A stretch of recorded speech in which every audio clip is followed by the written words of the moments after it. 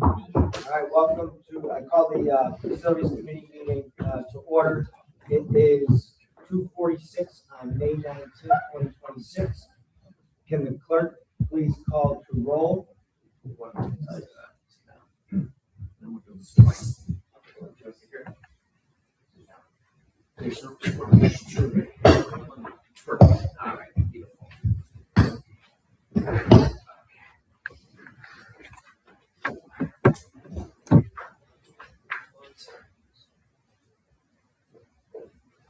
Mr. Thompson. Here. Mr. Hernandez. Here. Mr. Ryan. Here. Mr. Bush. Here. Mr. Karen. Alrighty, thank you. We have a informational session covering a gamut of stuff. I don't see my arts. This time, I'd like to go around the table.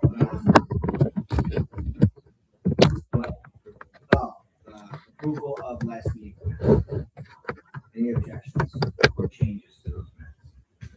All right, seeing none. We'd like to go around the table and have everybody state their name and title clearly for the record. Again, it's on there. So, Sure. Eric Final, VP of Film, TV, and Entertainment at the Syracuse. Daniel Lito, President, CEO of the Syracuse. Ken Bush, County Legislator. Mr. Hernandez, County Legislator. Majority Leader, my name is Chad Ryan, Facilities Committee. Councilor Deputy Clerk. Jeremiah Thompson, legislator, 4th District. Brendan Fry, Executive Director, Red House Art Center. Pam Richardson, Executive Director of the Syracuse Orchestra. Alexander Corman, Executive Director of CNY Arts. Matt Cushing, Member IATSE Local 52. Thank you, everyone. I really appreciate it. At this time, I am going to turn it over to our resident arts expert, Jeremiah. Yes, not a secret, I'm a big fan of the arts. And because we've got such a deep bench of people here today, I want to try to give you something to a question for you all to kind of focus on, and we can ask specific follow-up questions on that. So thinking about how I attended the Syracuse Prize last week, and Eric Ennis of the mayor's office spoke really beautifully about how arts is just as much a part of development and economic development as industry can be in other areas of the economy. And so what I'd like for you all to speak to for it is, one, when you're talking about your respective organization, give us a general overview of your organization. You're explaining it to someone who didn't know that before. Two, then give us a sense of sort of operational budgets. What does it cost to have a staff keep the lights on, do what it is that you do? And then to that end, how do you see the arts that you shepherd, guide, contribute to, how do you see that kind of coming back to the community of Onondaga County? What is it that you see I don't know if I love the term return on investment, but if you think about it in those terms, having support, having economic support, where do you see that manifesting in the community in any kind of material way? Hold before you. Okay. Just think about that for a second. We'll have some nice music going in the background online, I'm sure. Ryan, Power Break. As promised. Now, as head of CNY Arts, which has connection to a lot of organizations, would you mind getting started? Good morning, everybody, or good afternoon, I should say. I just got off the thruway from a conference in Albany, so I'm a bit mixed up as far as what time of the day it is. But good afternoon, thank you so much for having us here today. I have some prepared remarks that, in fact, address some of the points that you raised. Legislator Thompson, may I go ahead with my remarks? Yes, please. Okay. And at the end, if you wouldn't mind sharing those remarks with the clerk. Yes, absolutely. Well, again, Chair Watts, honorable members of the legislature, Legislator Ryan, thank you very much for having us here today on behalf of the board and staff at CNY Arts and the artists and audiences and the general public whom we serve. We appreciate this opportunity to address the body. I would like to begin by introducing CNY Arts and sharing a bit about the importance of our work and the nature of our longstanding and successful partnership with Onondaga County. I would also like to emphasize our deep gratitude to our county representatives for your commitment to supporting the arts in our communities. Some history. CNY Arts is Central New York's regional arts council, to which many people reply, what's that? You can sort of think of us as a trade association for individual artists, cultural venues, and it is our mission to promote, support, and celebrate arts, culture, and heritage in our region. We offer a variety of programs and services to our creative constituents, including regrants, professional development, networking opportunities, educational initiatives, promotional support, adjudicated art competitions, sector-specific data analysis, exhibit space, and as Legislator Thompson mentioned earlier, a venue to celebrate and uplift our artists. We had our inaugural Syracuse Prize at our Art in the Atrium venue last Thursday. Thank you for attending. Our offices are located in downtown Syracuse in the historic Carnegie Library building. Since 1957, CNY Arts, formerly the Cultural Resources Council, has worked in close coordination with the County of Onondaga to encourage and sustain the cultural vitality of our communities. CNY Arts also partners with city, state, and federal units of government to meet our mission.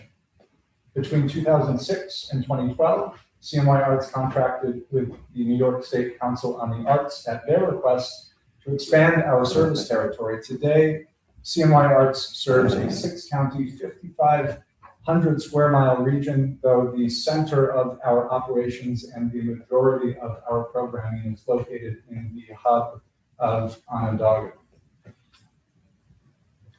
Prior to 2012, funding support for the major cultural institutions in Onondaga County was determined on a line-by-line basis in the annual county budget. Approximately 14 years ago, CNY Arts was tasked by the Office of the County Executive and members of the legislature to establish a new, streamlined, and equitable model for funding. In this new system, grant resources would be administered by CMY Arts on behalf of Onondaga County. To accomplish this, a broad coalition of local cultural leaders gathered to form the Arts and Culture Leadership Alliance, a nonprofit advisory body responsible for creating a transparent and equitable model for redistribution of resources that is the foundation for CMY Arts' county-based general operating support grants. And in doing so, CMY Arts is pleased and proud to leverage our capacity and expertise to create legislative and operational efficiencies for our partners in county government. In fact, today I am joined by Pam Murchison and Franklin Fry of the Syracuse Orchestra and Red House Arts Center, respectively. Pam in her additional capacity as president of ACLA, and Franklin in his capacity as chair of the advocacy committee at ACLA. In addition to the county's major arts, culture, and heritage institutions, we also administer re-grant funds for a variety of event and project-specific programming that benefits and uplifts residents of every district within the county. Legislator Bush, I'm thinking in particular of our conversation about a year or two ago when we spoke about the micro grants, which I'll touch on in just a moment, and I think that went to support an event in Jordan, Elbridge area. Marketing for economic development. This program bolsters the promotional capacity of our cultural venues to attract new and returning audiences with a particular emphasis on targeting out-of-county markets and audience demographics, generating new revenue streams and tangible downstream benefits in adjacent sectors like lodging and hospitality. Small Festivals Fund. This program is designed to support the wide variety of year-round festival events that celebrate the cultural diversity of our communities. Tier 3 project support. Recent grantees include Party in the Square, Syracuse Shakespeare in the Park, and the Westcott Community Center. These are grants for local cultural institutions with an operating budget of $249,000 or less, and their programming is primarily arts and culture related. Finally, micro grants. This program empowers small, grassroots, unincorporated entities who might not otherwise be eligible to apply for our larger grants. It empowers them to contribute to the cultural development of the county. Recent grantees include the German American Society of Central New York, Civic Morning Musicals, and the Preservation Association of Central New York. Funding for CMY Arts' grants and programming is derived from county room occupancy tax. As our cultural amenities continue to attract out-of-county visitors, this mechanism creates a durable model for long-term sustainable investment. Between 2022 and 2025, the gross economic impact of our largest county-based cultural venues, in fact, grew from $45,700,000 to $52,400,000, an 11% increase in just 3 years. And during that same time, out-of-county attendance to those venues grew from 95,700 to 189,000, an impressive 98% increase. I hope those statistics demonstrate that this investment in the arts is in fact a self-sustaining model. Applications to CMY Arts grants are evaluated by independent groups of volunteer panelists who represent a diverse cross-section of individuals in our county, including artists, directors of cultural agencies, marketing experts, educators, and community organizers. Panelists are trained to assess applications according to different criteria, including creative merit, feasibility, accessibility, anticipated audience attendance, and economic impact. Panelists are also required to avoid any conflict of interest. Panel funding recommendations are then presented to the CMY Arts Board of Directors and the County of Onondaga for review and ratification.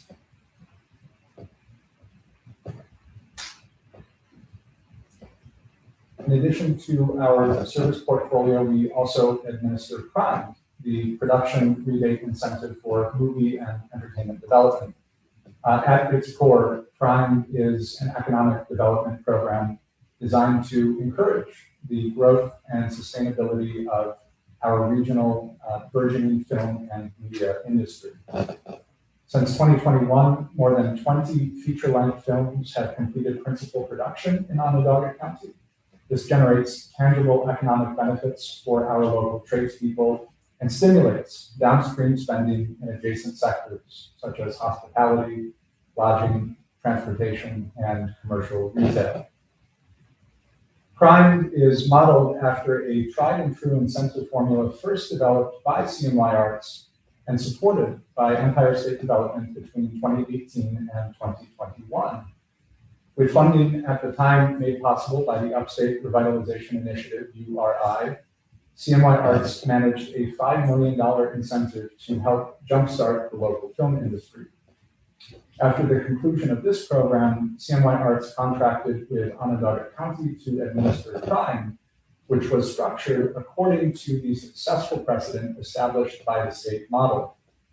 Prime funding is derived from federal ARPA relief funds, offering crucial support to the performing arts, which was one among the most hard-hit creative disciplines within the arts and culture sector. Applications to Prime undergo a rigorous review process. First, an independent auditor reviews the completeness and accuracy of all application materials, including the script, principal stakeholders, proof of financing, production budget, schedule, marketing collateral, proposed cast, and a certificate of conditional eligibility authorized by the New York State Film Tax Credit Office. A panel is then convened to review the creative merit, feasibility, and representation among the cast and crew, and the economic impact of the proposed project. If approved, the applicant is eligible to receive between 25 and 30% of all qualified production costs incurred in Onondaga County, up to a maximum of between $100,000 and $300,000. Productions must provide expense ledgers with corresponding backup to verify all claimed qualified costs. To date, approximately $5.3 million of a total $6 million allocated for Prime has been dispersed or obligated. CNY Arts anticipates that the full amount will be expended by the end of 2026.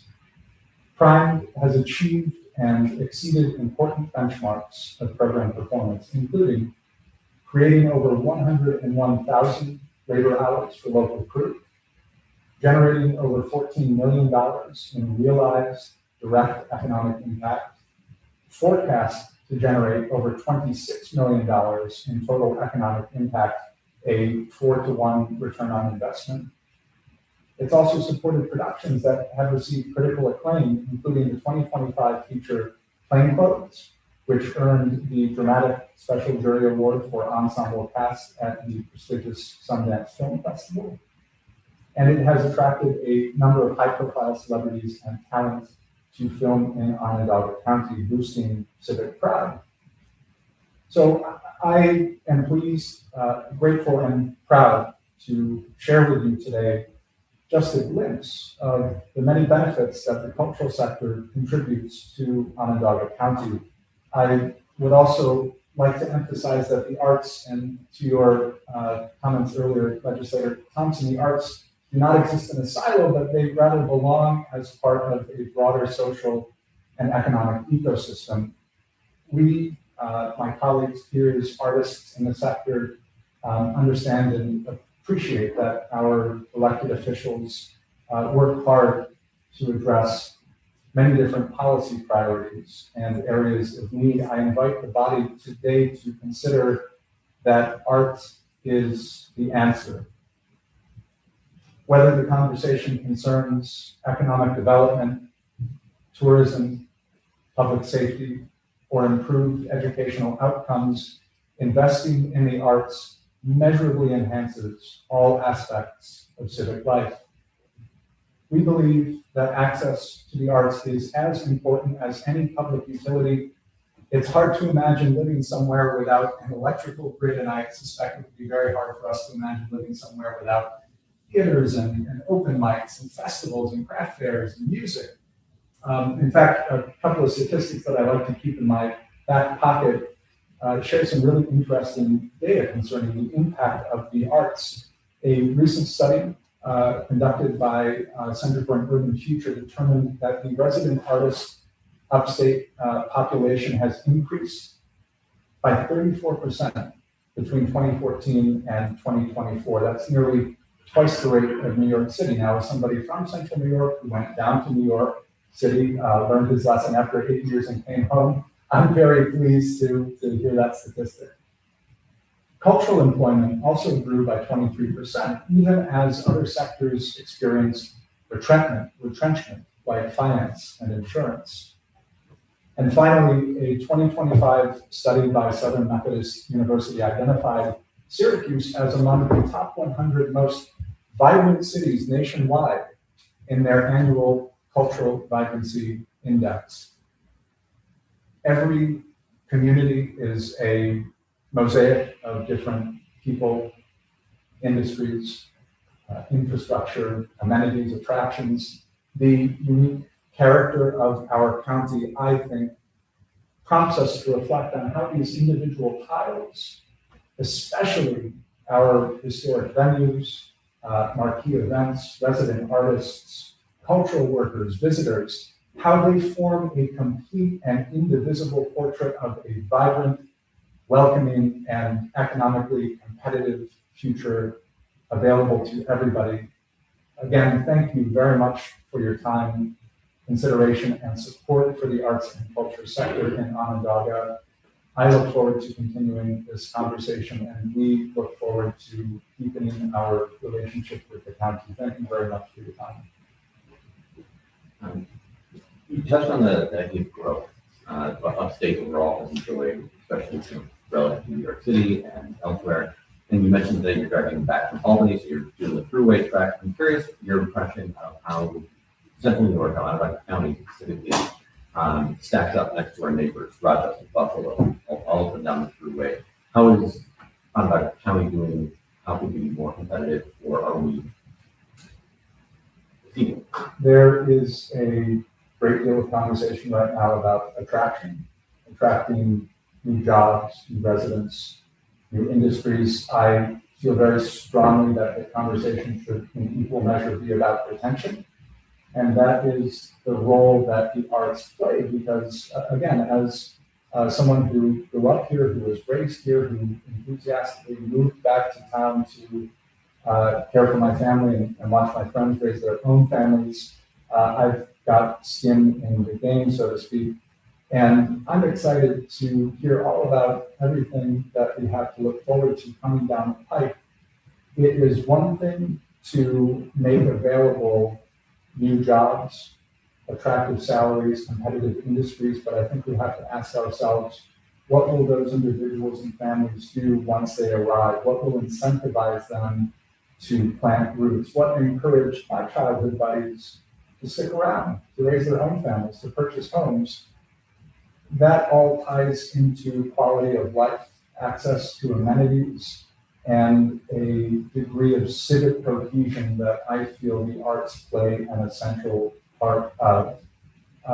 Legislator, to your question about our peers along the I-90 corridor, my understanding is that Syracuse PDP is growing faster than Rochester, Albany, and Buffalo. I don't think that is any accident. Of course, it concerns the industrial developments that we're experiencing here in town, but also, we have a number of marquee artists and performances and events to look forward to each year. The Marketing for Economic Development program that I mentioned that we administer on behalf of the county emphasizes targeting out of county markets and audience demographics to drive those folks into the county to patronize those events, to bolster the sector, and to contribute to those downstream economic benefits that I mentioned earlier. Alex, you referenced the ARPA funds. What is the status of those funds in relation to the fire program? We have a $6 million tranche that was allocated for prime. Approximately 5.3 million has been dispersed or obligated. There are a handful of other feature films that my movie colleagues can speak to, I think, coming down the pipe. This year, I anticipate that the full tranche will be obligated and expended by the end of the calendar year.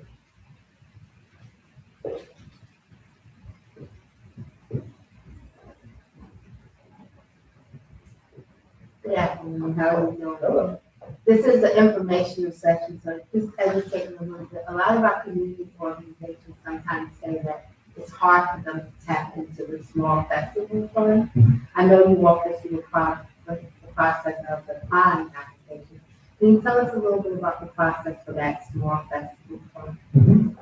The Small Festival Fund is available for nonprofit incorporated entities who have a festival operating budget of $99,000 or less. It sounds like some of the folks whom you may be speaking to, your constituents, they may be suitable for a micro grant, which is the other program that I mentioned that offers a $1,000 grant to unincorporated grassroots entities in the county who may not otherwise be eligible for our larger grant programs. Thank you. We might circle back, but keeping with the agenda of town emergency, if you would mind going out. You know, agenda, you can see.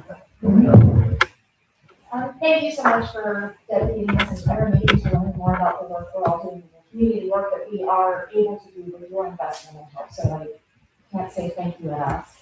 This is my I'm finishing the seventh season as executive director of the Syracuse Orchestra and a transplant for this community and following up with it immediately. So I couldn't be prouder to be a Syracusan, but also to be doing the work that we're doing in the community with your support. I think you'll hear a common theme amongst all of us today. I'm going to talk a little bit from the orchestra's lens. We have a budget of about $3.9 million to fulfill our mission to provide the transformative power of music to enrich, educate, and engage the entire community. So we really try and use music as a way to shine a light on all that's good in Central New York. Where your attention goes is what you grow, and there's so many positive things that are here amongst the challenges. And with the energy that we feel that we can provide in the community, there is a return on investment beyond the economic one as well. So the Syracuse Orchestra employs 48 full-time musicians, 5 part-time musicians, 4 conductors, and administrative staff of 12. Many additional musicians who are members of Local 78 of the American Federation of Musicians on an annual basis. Most everybody lives in Onondaga County, and most employees are not originally from Syracuse. So pound for pound, you really are helping us as an organization to recruit and retain people to become residents of Central New York. We have musicians who have been with the orchestra for over 50 years. So our amount of proportion of retention is quite strong. We're very proud of that. We are a cooperative venture. We're one of only 2 orchestras in the country that has a group of members who are made up of the full-time contracted tenured members of the organization. They, several of them serve on the board of directors. They go on the slate of the board of directors. They are in the finance committee meetings. We are concluding music director search. They are, more than half of them are represented on the search committee. So having that organizational buy-in from the people who do the thing has been a great opportunity for us to be very flexible and really fits into the culture of innovation, economic development, trying things new that really I find to be central to what we do here in Onondaga County. In the 2025 season, during our regular concert season, we sold over 25,000 tickets to 49 concerts. That included providing over 3,000 free tickets to kids. And we had over 2,000 people attend for the first time. Our summer season, we travel, we do a few concerts within Onondaga County, but then also travel to Oneida, Cayuga, Oswego County. we serve another 20 to 30,000 people through the 3 outdoor concerts that we do in the surrounding area. And with the information that we provide to CMAS as part of our report, we are seeing that we have a respectable percentage of people who are coming across county lines back to us for the regular concert season. We have a couple of community engagement programs that I'd like to highlight. We have a Healing Harmonies program that places live music in various community settings, healthcare settings, nursing care facilities, veterans centers. During the COVID shutdown, we were live streaming. We still did all of our promised concerts. We were able to live stream at Alzheimer's Children's Hospital. So really using music as something that supports and enriches the healthcare that people are getting. Access to live music is proven to deepen respiration, slow heart rate, slower blood pressure. And that benefits not just the patients, but to the caregivers and the family caregivers and also the staff caregivers. I'm very proud of that program. We have a robust youth orchestra that actually rehearses here at Onondaga Community College each Sunday. 3 concerts a year for about 150 students, not just in Onondaga County, but in the central New York region. And we have robust educational programs that provide opportunities for school-age students across the county. We do adult education programs too. We are finishing a music director search. One of the things we asked each candidate to do was to present at the Inspire Innovation Hub. They presented at Oasis for those adult learners, and really using music as a way to build community, to fight the plague of isolation. And for young students, if they want to be musicians, great. We're training the next generation of creative thinkers and problem solvers that are going to follow in your footsteps to find the solutions that we need for our community. We perform in many venues across the county. Our home base is at the Onondaga Cross Lanes Theater. We perform also at St. Paul's Episcopal, the downtown church. We've recently moved our offices into Inspiration Hall, which is formerly the St. Peter's Church on King Street. We've done things at Red House. We've done things at other various, at the Atrium, at various, the Landmark. Mike and Taglietta saved our behind big time in January. We love Mike and Taglietta. But on Thursday night, we played side by side for the first concert in the Metro Lincoln Auditorium in over 50 years, which was home to the Syracuse Symphony for many years. The instrumental music instructor at the ski school invited us to be part of it. Those 9th graders got to sit alongside our professional musicians as they put together a whole story about that venue's history and what it meant. If you weren't there, there was an alumni chorus from the last graduating class that sang and performed. It was a really beautiful full circle moment that demonstrates how what we're doing in the arts community is a part of our past, but a critically important part of our present and future. You invest tax dollars into what we do, so I would like to also report that we're tracking about $250,000 ahead of budget for this fiscal year. Our subscription revenue is about $122,000. Excuse me, what that means, 122% of goal. And so we try really to be responsible stewards of the public dollars you're investing. We've also been able to leverage county support into additional government funding. We've received a $100,000 grant from Empire State Development through their marketing work programs. It's the second grant of similar size we've received. And we've recently received notice of a $20,000 NEA grant, which is great. Those are hard to come by, especially in New York. There's a lot of competition across the state. What's coming up next for us, in midsummer, we will be announcing our music director. We're moving forward with an employment agreement with them. We're very excited to have fresh artistic leadership. And not only artistic leadership, but leadership that understands that we are here to be Central New York's professional orchestra. And what that means today might not be what it meant in 1980. And that as we move forward as a community, the orchestra needs to move forward with it and to be that light that shines on all that is good here. We have tickets that start at $15 a concert. If you saw the article in the quote Syracuse.com this weekend about Blue Dot Fever and Live Nation and some of the larger organizations that are rethinking touring schedules for their artists just because it's hard to make the math in the performing arts. We are able, with your help, to provide affordable tickets, and we actually have a community give back program that if anybody has costs or transportation as a barrier, we have underwriting to provide them access for adults and children as well as shuttles that travel to our cross lines concerts that run from Liverpool, Camillus, and DeWitt, so that transportation is not a barrier either. So, you heard Alex report, you're going to hear my colleagues report about what we're doing in the community. I think there's hard evidence for the economic impact, but also when people come to concerts, we did a concert on Saturday night. It was Dancing Queen, the music of ABBA.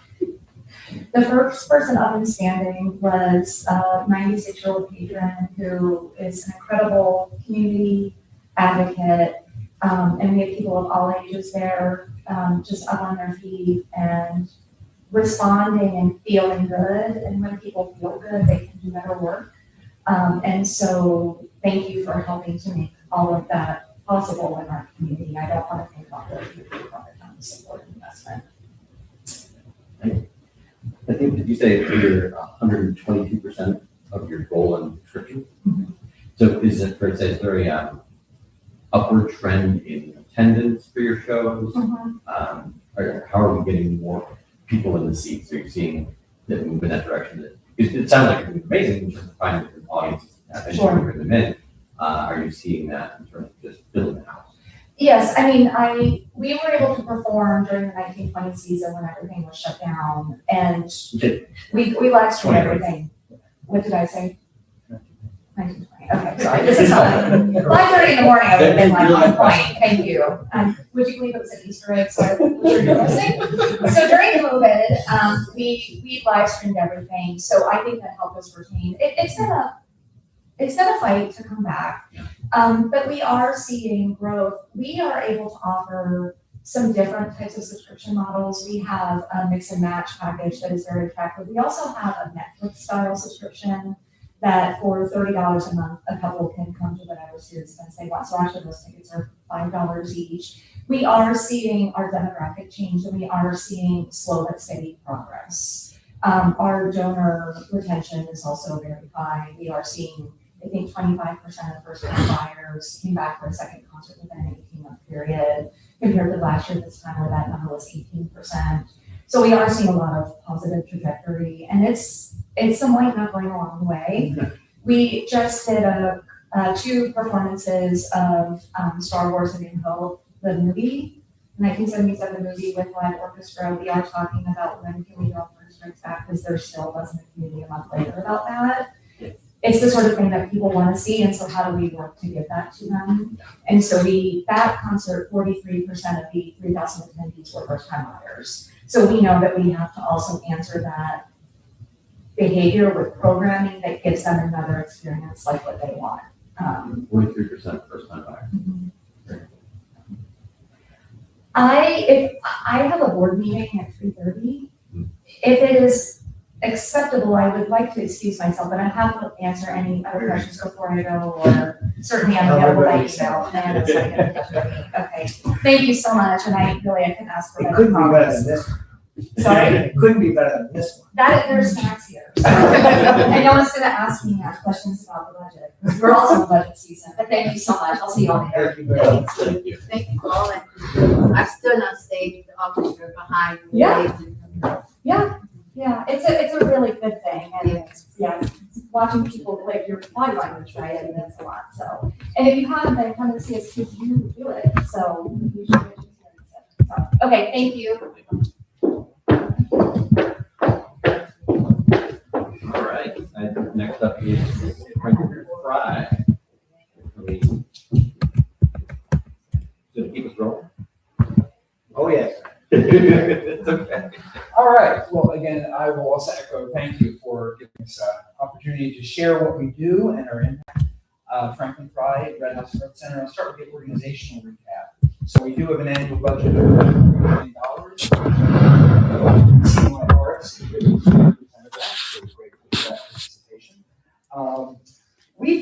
ourselves, people tend to think of Red House through just one prism in which they have experienced what we do. So people come to see our shows, so they think we're a theater. Or they have kids in one of our programs, so they think that that's what we do. Or they might come to our venue for an event, so they think we're a venue.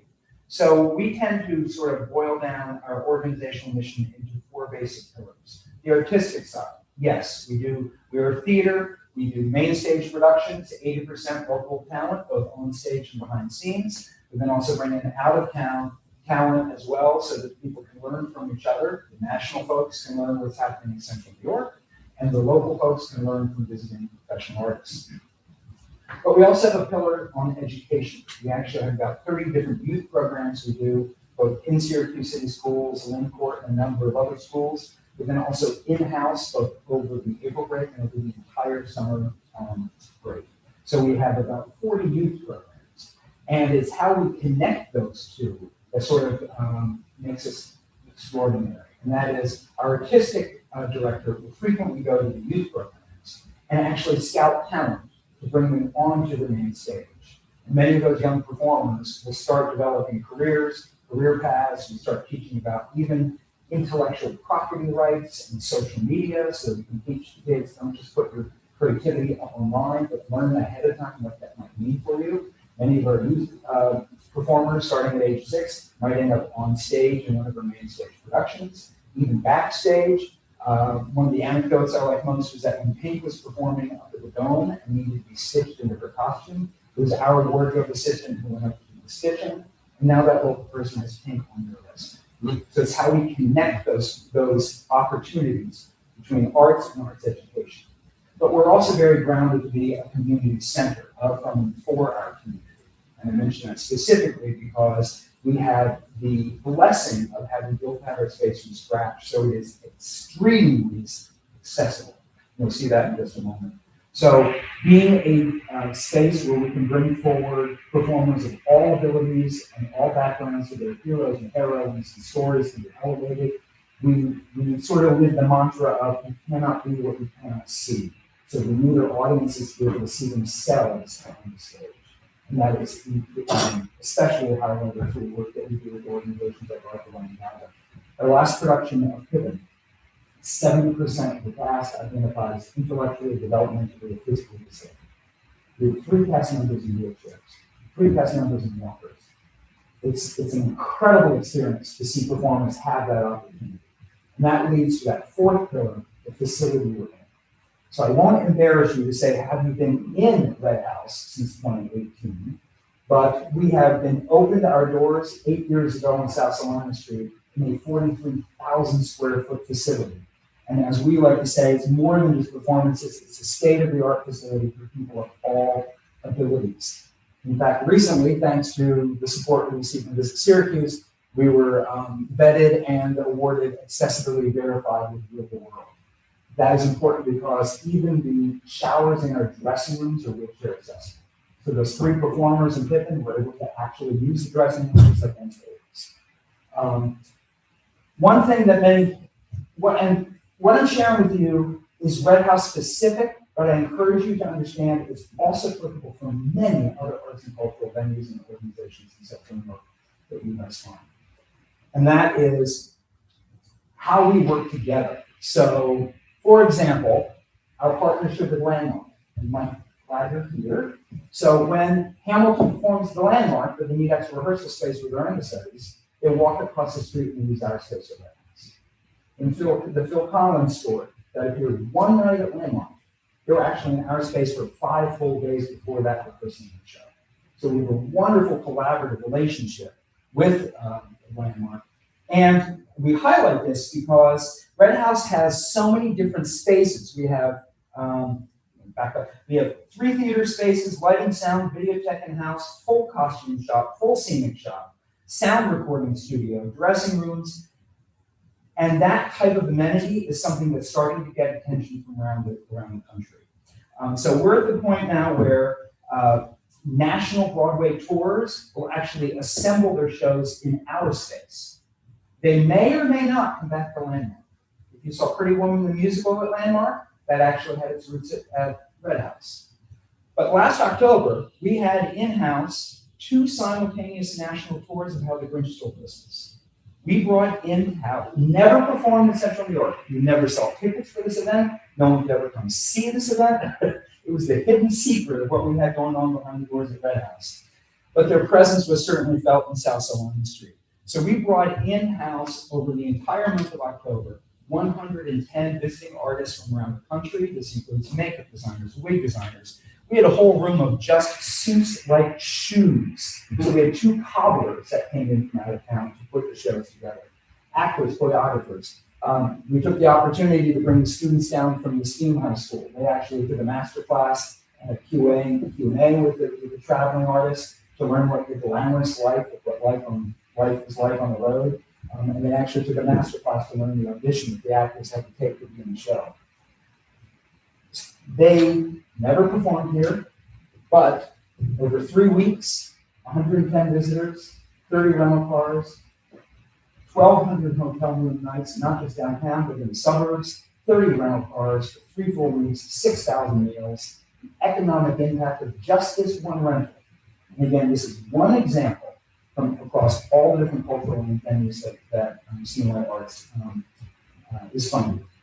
Had 1.162 million, including 40,000 in local taxes. And that was vetted by our friends at Mrs. Syracuse from across the table. So it is this kind of impact that too often people look at the arts and say, well, what's the economic impact? How many attendees at an exhibit, or how many audience members? And then maybe we add on dinners and parking and maybe some downtown shopping. But there is such unseen economic impact in many of these arts and cultural venues that I wanted to bring to attention. Because that is what your investment in arts and culture does. Not just elevating the next generation, which of course is very important, but it actually has a hard ROI in terms of tax dollars that are coming right back into the community. I will leave it at that. I will also, though, say, for an organization that has been around for 22 years now, 8 years in our current space, I am still shocked at the number of Central New Yorkers who don't know where Red House is. If you have not been to the new venue at Red House and seen the 43,000 square foot production facility that we have on site, see me afterwards. You need to come in. What we say is once people come in, they really understand. Red House is no longer that 3-little walk-up story over on West. With a theater with fixed seating and not accessible. It is a completely new venue than what we made in the past. So I echo my colleagues, and in the interest of time, I would say thank you. Your investment in arts and culture is vitally important, not just to those of us who work in Central New York, but making Central New York that place from across the country where people are going, yeah, I'll go to Central. Okay. I think in the spirit of time, you move Exactly. on. Yep. Thank you very much for that. So Matt Cushing, Yahtzee. You're up. All right. So for those of you who don't know what IATSE is, we are the International Alliance of Theatrical Stage Employees. That means some locals are stagehands, which work theatrical live events. My local studio mechanics, we do film, television, and video production. IATSE Local 52 is the largest local in the region for IATSE. We have about 5,400 members between 5 states. We have 46 members in Onondaga County as of right now.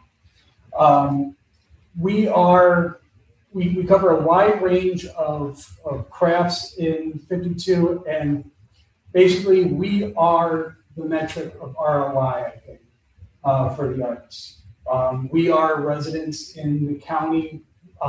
If the arts thrive, so do we. If there's more arts and more productions, that means our rates are getting higher and we are living a better middle-class lifestyle with health insurance and pension and all of the stuff that we hope everyone has. Right now, I'd like to kind of talk to everyone about like where film and television production is at. We're kind of in this unenviable position as Prime is sunsetting. It's definitely affected the productions coming into town. Over the past 5 years for Prime, we have had a steady stream of features. About once every 4 months, every 5 months. We are currently at 7 months and have not had a union contract in Onondaga County. We have one starting next month, but it is a tier 0. Tier 0, so everyone in the room knows what the tier system is. Film and television contracts are based on budget, which means our hourly pay rate are based on budget. Tier 0 is 3.3 million and below, and that gets a regular entry level hourly rate at $20 an hour. You have tiers 1, 2, and 3, which goes up to about 16.5, and they run between 28 and 42 an hour. And then once you get above 16.5 million for a single project's budget, you hit majors rates, which is for anyone off the street getting a third position. They start at $57.98 an hour. And every hour worked goes towards our MPI PHP, Motion Picture Industry Healthcare Plan. For someone off the street, this is their first movie, 600 hours vests them in our healthcare plan. After that, 400 hours keeps you in 6 months of healthcare. 1,200 hours a year puts you, vests you for the year for your pension, and after 25,000 hours in your career, you can start collecting on that pension. We are one of the last unions that still has a pension. We want to keep it that way. All of these things, you do not need a union card to get these benefits or these rates. The only thing, just so everyone knows, the only thing having the union card gets you is some free training and the ability to vote in our elections. We want everyone to be a member, but not having a card is not an impediment to reaping the benefits of film in Onondaga County. Which brings me to my next point. We haven't had a union contract in 7 months. Prime is also kind of sunset. I do not think this is a coincidence.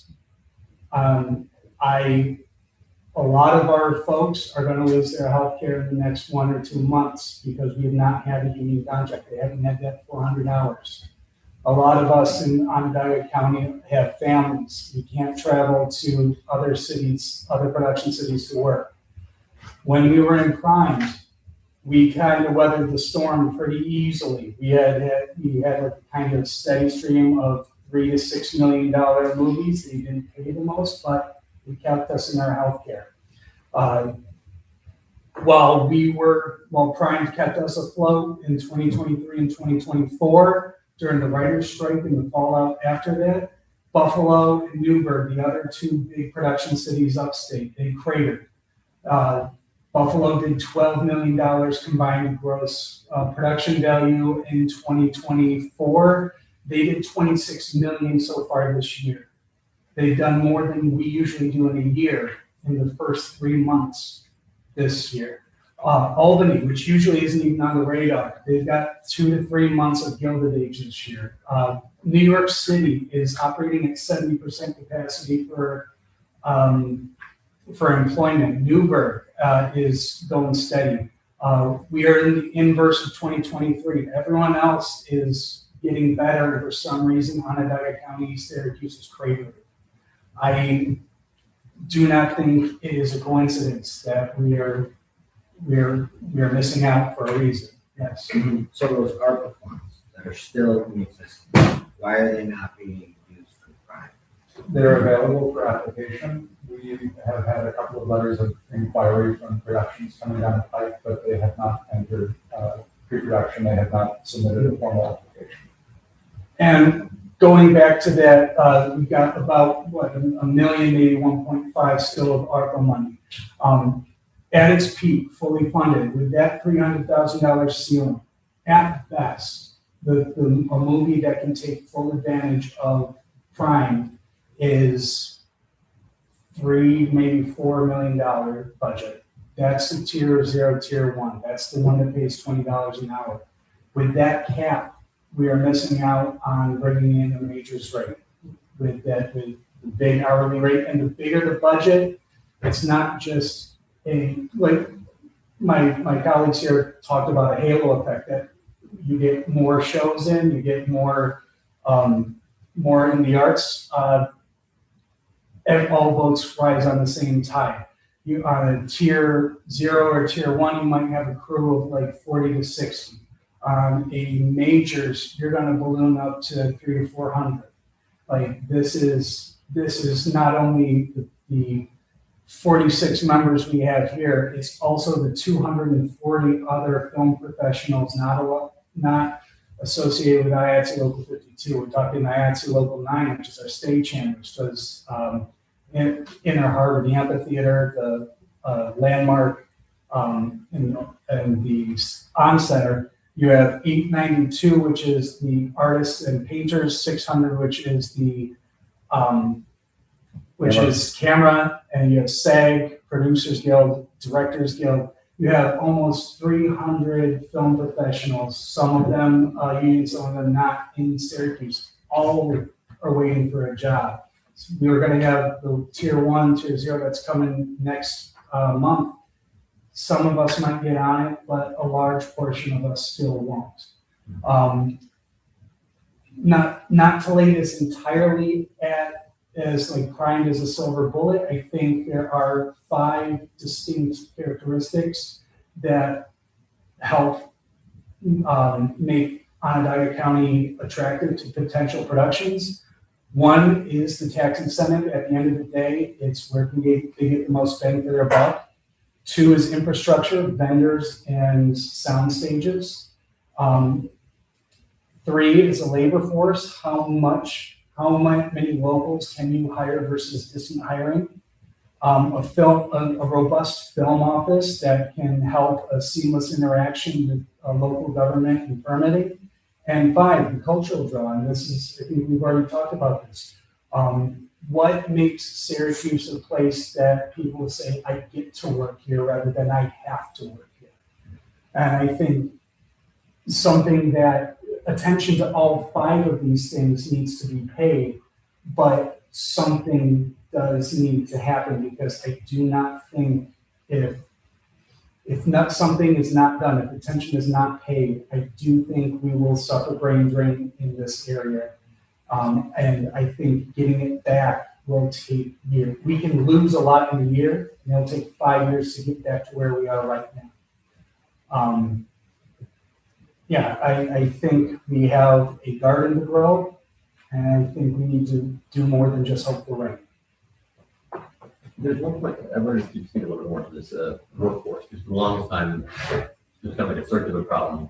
We didn't have people who were trained here to do the work, that are bringing crews of their own. Can you speak a little bit to the work you did at WCNY with your class, in terms of like who participated in that, who benefited from that, and how you've grown the workforce so you have people who are ready to go when a group comes to when a show comes to town? Yes, so for the WCNY Entertainment Academy, IATSE Local 52 partnered with WCNY in 2023, and over the course of 3 years, 2023, 2024, 2025, we ran 5 programs. Each program was 14 weeks, and we had a class of between 10 and 18 students go through each discipline that IATSE 52 covers, which is about 14 distinct job classifications.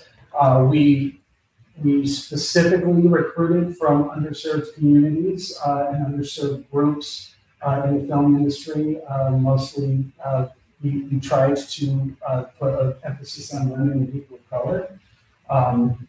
And out of those 5 courses, we had 76 graduates, with 36 working at least part-time in film and production as of November of last year, which was the last time we had a movie, a union feature in town. A lot of those folks, they have a hard time getting vested in healthcare, talking about that 600 hours, because starting out We are all freelance. If you don't get a full-time job, you can come in as kind of a day player. It's what we call them. And you may get 8 hours here in the grip departments, 8 hours here in the electric. And you try to give everyone the tools to piece together that 600 hours and figure out what department they want to land in. When I got into this game, it was 2007.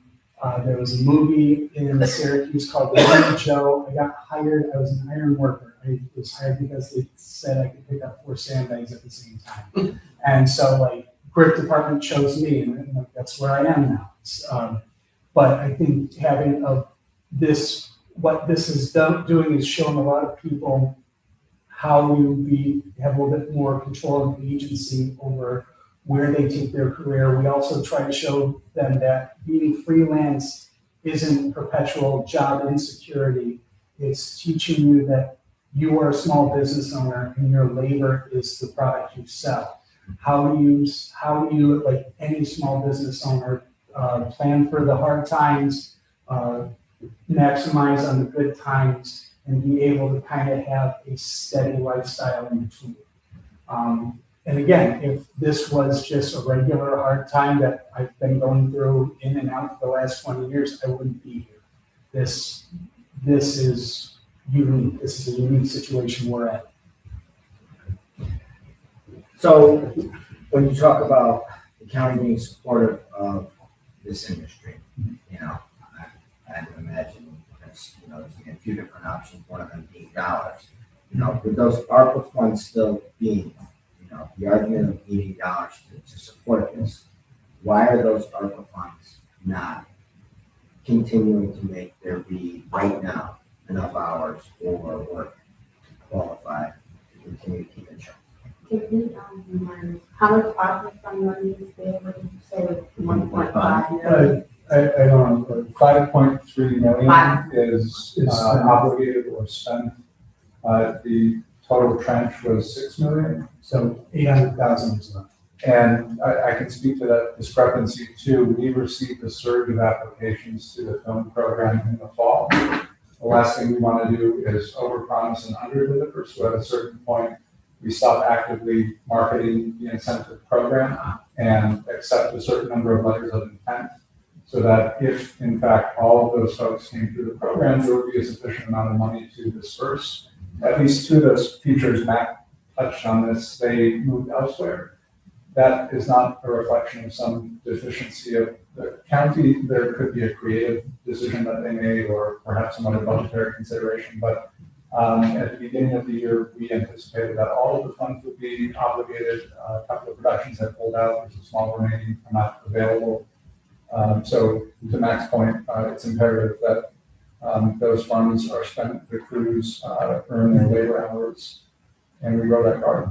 Absolutely. And again, we could, at no point is this a silver bullet. We do one thing and then can just kind of take a step back, our work is done. The 5 things that I think attract the productions, all of them need attention. Not all of them are things that require dollars. It's something, a vibrant arts community. There is civic mindedness, there's getting the word out. There's, there are other ways of communicating to the rest of the world that the Onondaga County film industry is serious about work, and we would like you to come and invest in us. I've seen that we've found a way to do that with Micron. I do not see why we can't do something like that with us. These funds originally came from the state. Yes. What are those? Oh, no, I apologize. There are 2 different incentives. The URI funds came from the state. Those supported the CNY Film Fund, which was a contract between CNY Arts and New York State. The funds that support crime were derived from the federal COVID relief funds, ARPA. And the general governing crime, that formula came from where? From the federal government, or you guys designed it? We designed it and we used the program that we contracted with the state on as a template to determine distribution models, incentive rates, and qualified expenses. And has the federal government been sufficiently okay with the governing and the return on those investments? I can't speak to the federal government satisfaction, but I know that our office has been contacted by the 14th floor on a handful of occasions over the last few years to verify disbursement of funds, how those funds were spent, what they were spent for. We have all of the expense documentation at our office. So you haven't been yelled at. What's that? You haven't been yelled at, didn't you? Not to my knowledge, no, not yet. Yeah. So regarding ARPA, this is kind of, I'm gonna you can. No, you need a microphone. I don't know why you're pretending like you. so regarding ARPA funds, we report quarterly out on all expenditures. There's been no criticism of any expenditures, and there's been no reporting on what's going on. As I said, funds were obligated, before they were spent fully by the end of 2026. And there was also additional funding through the prime program through so those which funding. Last year, don't hold me on that.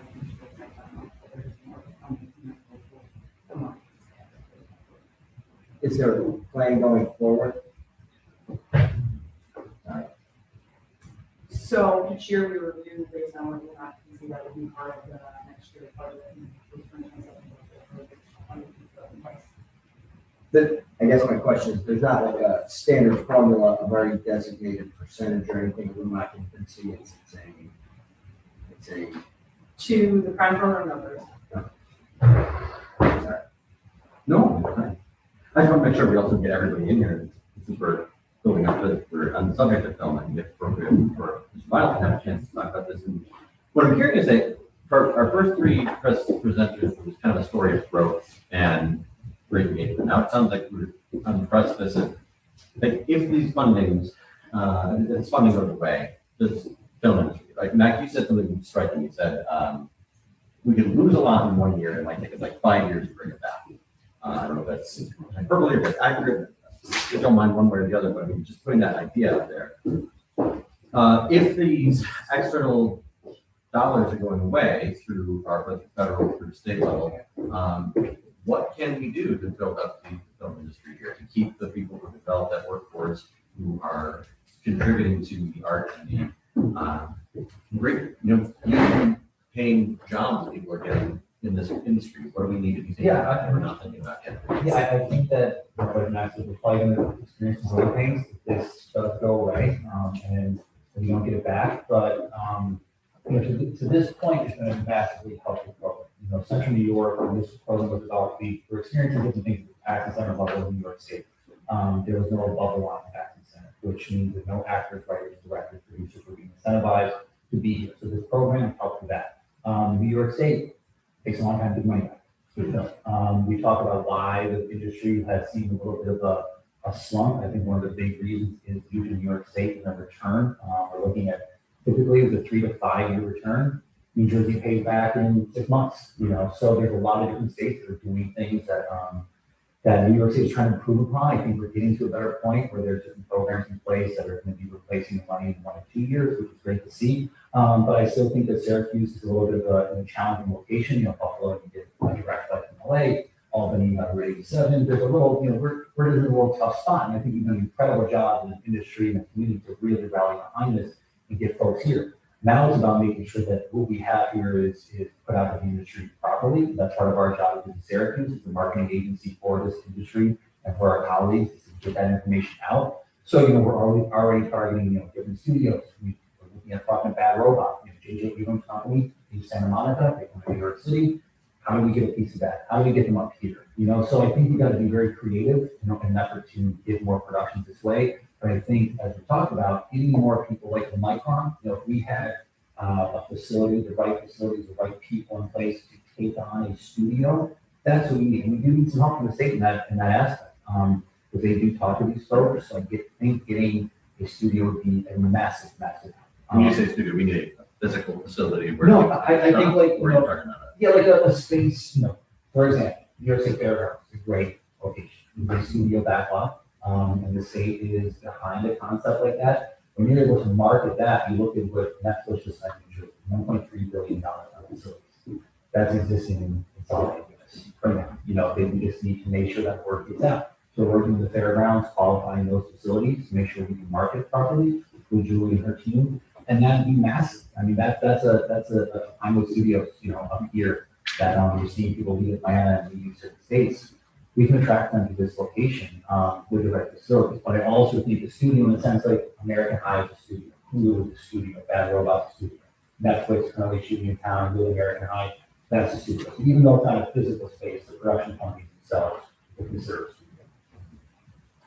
Is there a way to pivot? We were talking a lot about film, but what about television? Television is the grant, that's what we want. I think it's a joint effort between our union, between our organization, between the community, the state.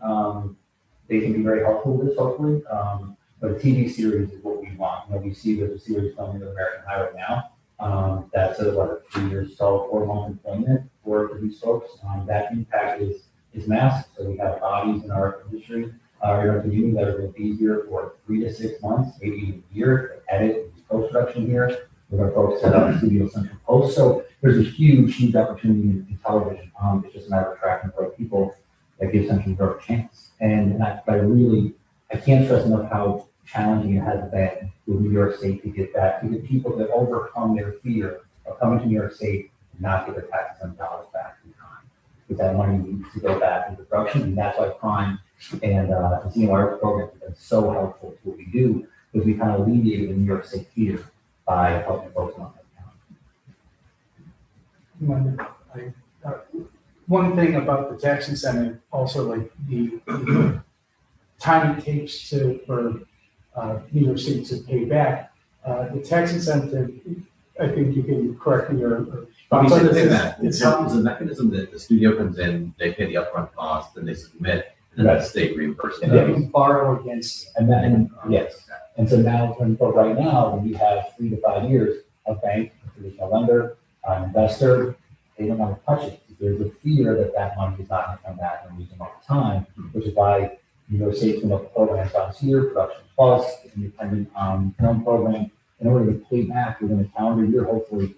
And hopefully we see some good results from that. I haven't seen anybody complete that to date, but we will find out where that program lies. So New York State, we've been very supportive of what we do. Without the incentive, we have no production, so it's just a matter of getting that time frame kind of tight by this nature. I'm sorry, I'm not gonna get technical. No, that was the point I was trying to make. Like, it's, the whole reason we talk about the tax incentive so much is for a lot of lower budget ones, it's a borrowing mechanism, not a refund mechanism later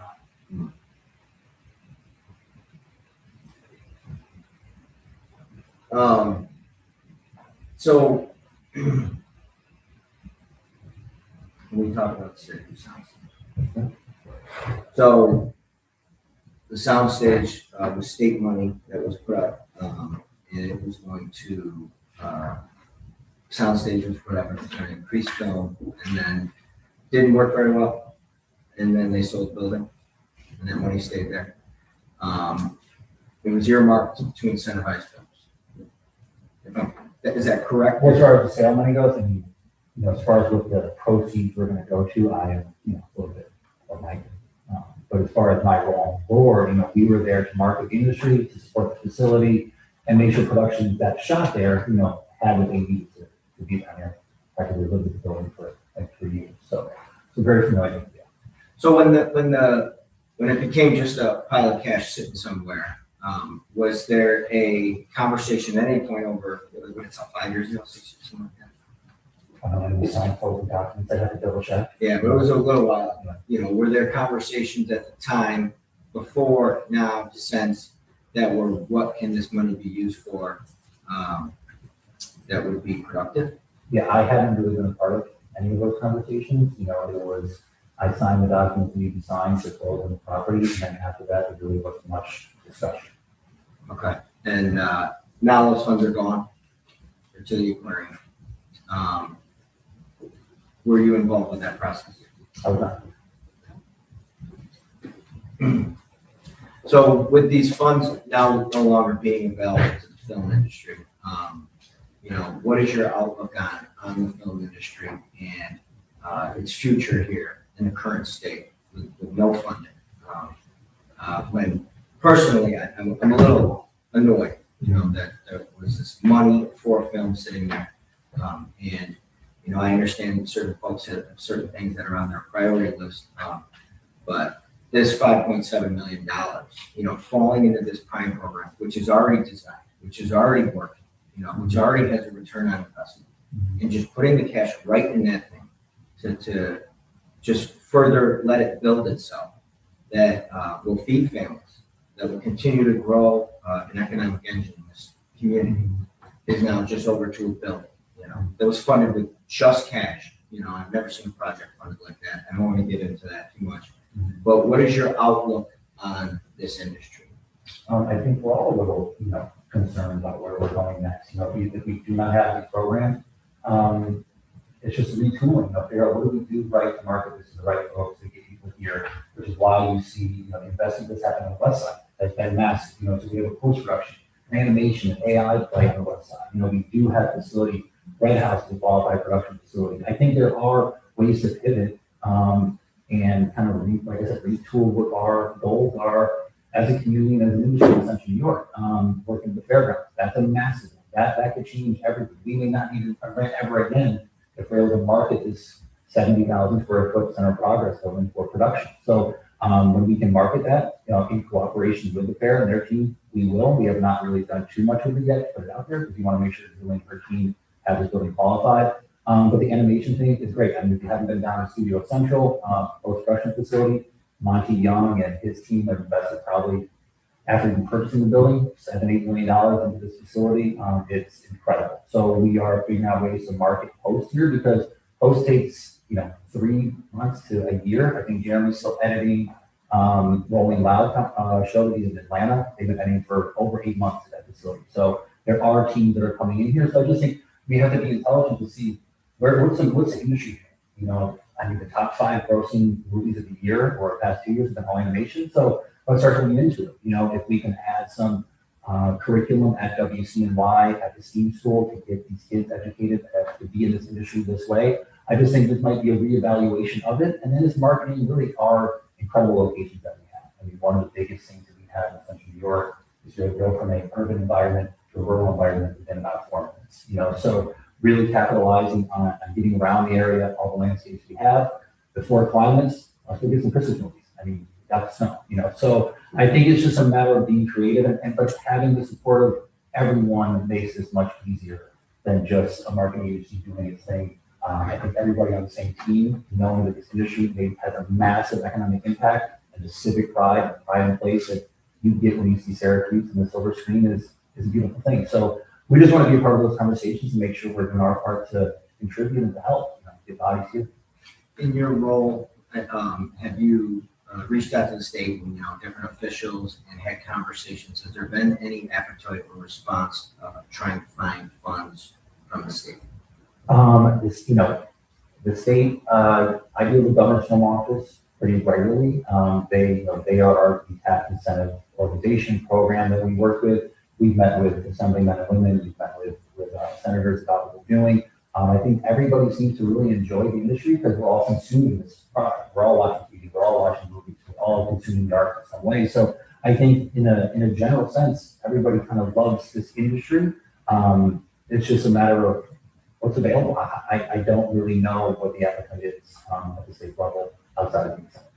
And then if this body were, sunsetted, if this body were to make efforts to try to support this industry locally in the county, those funds would not be, available until next year.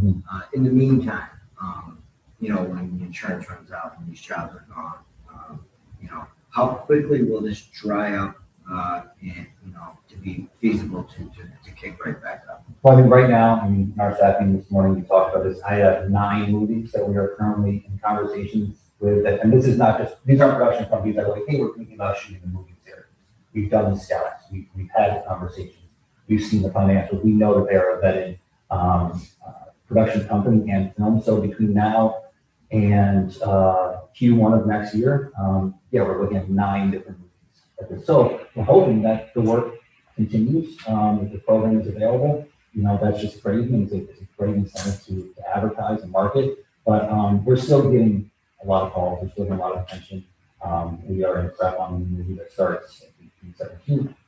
Tomorrow we're scouting for a November, December, January show. So there's things coming in. We'll probably see those movie budgets. I think we're probably about close to 25, 30 million amongst those budgets and those 9 shows. We did, Matt can speak to the union shows that have not happened. We have had non-union shows happen. So it's not that there's no work, it just hasn't been union work. So when we get into a gig economy, we want our people to make money. It's a great wage for middle-class Central New Yorkers, especially when you have WCY in there. But there are still productions happening, just not union. I think the next one coming through hopefully will be a union show. We know we're going to have a union show in probably September, October, a $9 million hockey movie we'll shoot here, from Slapshot, Hockey and Rush. But yeah, I mean, I'm optimistic. I think, listen, sometimes you got to grind it out. And I'm believing and knock on doors and get people here, but we're optimistic that we'll continue to be successful here. Not, No, I just had a comment.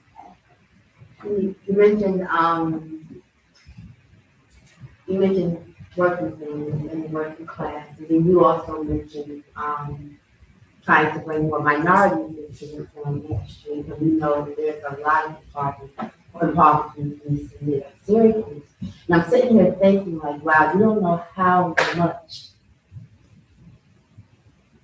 we have great talent in the city of Syracuse. And I say this because right now I'm thinking of 2 gentlemen in the city of Syracuse, and one has a movie on Prime, and one has a Netflix show on Tubi. Has not Netflix, but show on Tubi. And there's also a young lady who has a film industry, and it's called Black Girls Don't Get Love. And how much talent we have right within the city of Syracuse that we can tap into. And we're just missing out on that, right? For 2 reasons. Because they don't know. And right now we're hearing about sunsetting things. It's just amazing how much we don't realize that this industry right now is a way to bring a lot of our constituents out of the arts right here. And they're not putting up their own money a lot of times to make these films, and they're very successful. I'm going to say again, we have a not Netflix, we have a Tubi show, and we have a Prime show right here, and those gentlemen are right in the city of Syracuse.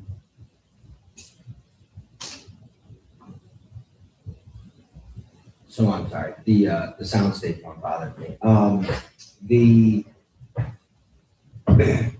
Are you still on the board?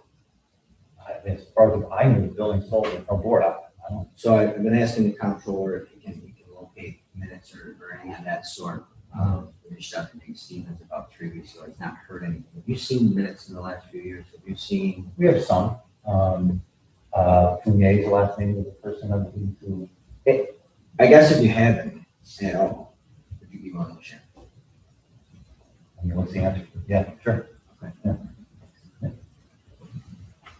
Well, I guess I'll just end on a slightly different note.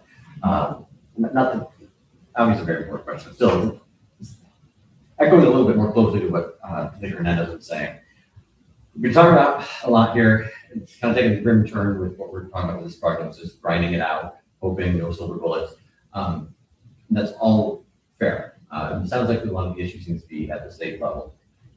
What, if anything, can this body do to help make that road a little bit smoother in terms of supporting the arts? Overwhelmingly, that arts are essential to this community, to prosperity, everything overall.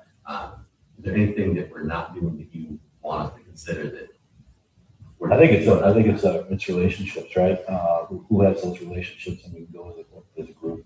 I mean, that's a compelling story to me, and I can think of some legislators that would find that appealing. But I think as a community and as our leaders, relationships with those elected at the state level, to let them know, because I think there's some other folks in town that are entities that are in film that maybe are getting some attention, but I think the big group and the big players that can really move the needle are sitting in this room. So perhaps you guys could help us brainstorm how to get in front of those people together and talk about stories like that, and how a few dollars injected would turn the narrative in a positive direction. I will also add in, the county level is the strongest, most reliable source right now. If you guys waver, a lot of us are going to teeter. Our state funding, much like the film delays, all my grants take 3 to 6 months to get reimbursed out of the state. I'm having to find bank loans and things to cover. State funding, NISCA cut 50% this year, at least for our organizations. So state, we can't rely upon the state. We certainly can't rely upon the federal. We're relying on you guys. Thank you for what you've been doing the last couple of years. Do not go back. Do not step back. Reinvest and add more, because those other levels are going. That's what I'll say. Good one. I guess you asked me the state question, so I went there. But there's no secret there. Investment. Questions from? Yeah, more of a comment. I just wanted to say thank you for what you do, because the quality of life in Onondaga County is tremendously impacted by the presence of the arts, whether it's murals, whether it's performances. The more arts that I've seen show up in the last several years, I think has made such a difference in terms of just the sense of self that Syracuse people have and the pride we have in our community. And I just wanted to say that as we are working on like the housing and Onondaga implementation things, I think that someone brought up the other day that the arts is a piece we don't really identify in there, and how important the arts is in strong centers and in tourism and quality of life. And so I would just say I'd love for us to have some more engagement of the arts community in those conversations, because we can't separate them. So I'd love to chat more about it.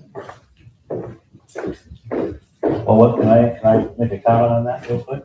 So one, it's a major initiative, and it's not something that's going to happen overnight. But I see a little void in some outreach to potential people relocating here to work. What this area has to offer, and we're going to put together something pretty fun. And the arts, without the arts, we got nothing. Honestly, people ask me what I do. I'm a tourism guy, right? But people don't come here to stay in hotels. They come here to do something, and we're giving them something to do. So we're going to tell that story about the area, why it's good to live here, why it's good to work here, why it's good to recreate here. Help those people attract that talent, but then we can also use it with our residents, because our residents need to step up too and contributors to this industry. So that's our goal. It's going to take me a while, but we're on it. Legislator Bond? How much staff do you have in the film division? How many are working for the movies? This is Syracuse, so I oversee the film office, and we have like 12 staff at our organization. So we work with marketing, we have some dedicated sales, help with accommodations. So our whole staff ends up being a huge support system. And that's just with our organization. You have CNY Film Professionals, you have WCNY, you have Post, American High. So there are a number of different entities that support our film industry, but in-house, it's in the office and then our staff.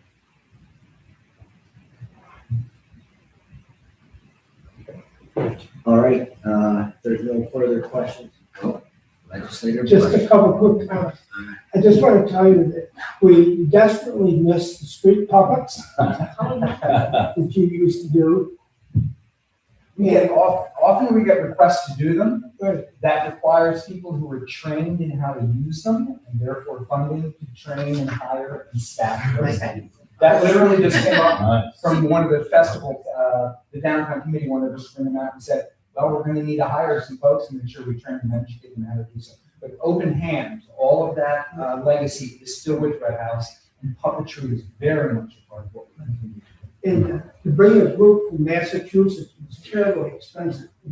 So we didn't. And then the other thing, I just want my colleagues to know that I represent Hollywood of the East in the little village of Jordan because of the films that have taken place there. It's amazing to see the work that goes on in the little village in the middle of the night when you're putting out a shot or whatever. And the people love it. And they really bend over backwards to try to accommodate you, to use it as a site for film. So they express their thanks. Thank you. Thank you. All right, no other questions. I'd like to thank everyone for being here. Very informative. The rest of the legislature. Appreciate it. Seeing as there's no more business, can I get a motion to adjourn? Hernandez, second. Second. Thank you. This is adjourned until next month. It is 4:18.